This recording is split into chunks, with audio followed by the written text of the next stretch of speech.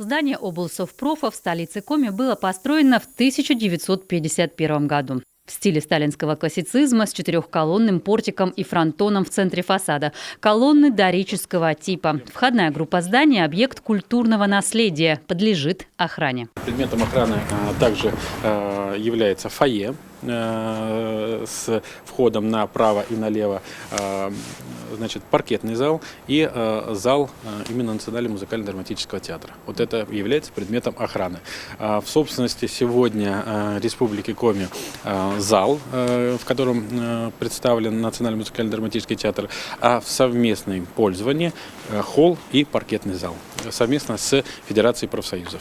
Музыкальный национально-драматический театр въехал сюда в 1992-м. Въехал, что называется, удачно. Здание в центре города, в шаговой для поклонников театрального искусства доступности. Но помещения, откровенно говоря, уже тогда, в дни новоселья, были признаны неприспособленными для театра.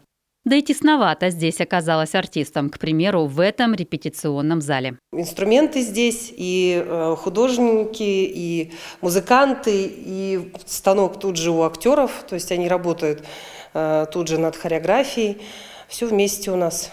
Один репетиционный зал единственный. А в будни здесь не протолкнуться, график расписан до позднего вечера, поэтому желающему единиться приходится выходить на работу в выходной. Это партитура к новому спектаклю, который выйдет, единственное могу сказать, к 75-летию Дня Победы.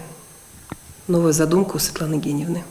Гримерки без водопровода, нет производственных цехов. Художники, бутафоры и декораторы творят в подвале и мечтают об отдельном декорационном зале. Делаем-то оформление для театра, для сцены. Мы не пишем вот такие станковые картины размером там 1 на 2 метра.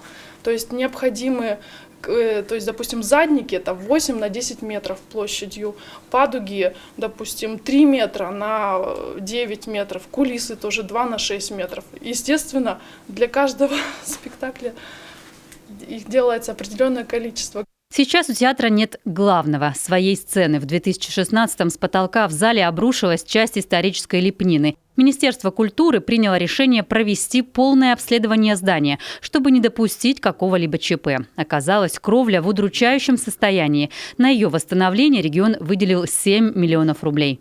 Театр продолжает работать. На сцене идут репетиции, готовятся новые постановки. Но вход для зрителей закрыт с того момента, как начался ремонт крыши. Что любопытно, заниматься ремонтом памятников архитектуры, коим облсовпроф, напомню, является, могут только специализированные строительные фирмы с особой лицензией. Такая компания нашлась, но с делом не справилась. Выводы экспертизы по качеству работы арбитражный суд Коми рассмотрит уже 28 февраля. Понятно, что капитальный ремонт продолжится, и театр во второй раз справит новоселье, возможно, уже не в арендуемых, а в своих квадратных метрах. Правительством Республики Коми было направлено предложение Федерации профсоюзов о выкупе их части помещений, находящихся по адресу Бабушкина, 4. И как только нам поступит ответ от Федерации профсоюзов, мы дальше будем уже продумывать план мероприятий о том, каким образом проводить оценку и экспертизу существующих помещений зданий.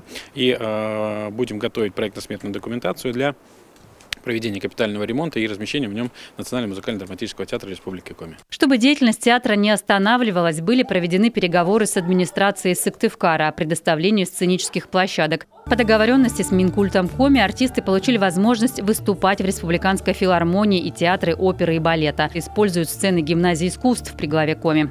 Артисты ждут возвращения в родные пенаты. Планируется, что у театра будет пусть не новый, но капитально обновленный дом. Все помещения приведут в полное соответствие требованиям безопасности, а в пристройке, где расположена гостиница, будет еще и театральный номерной фонд для ценителей культуры. Ольга Коняева, Вячеслав Беспалов, телеканал «Юрган».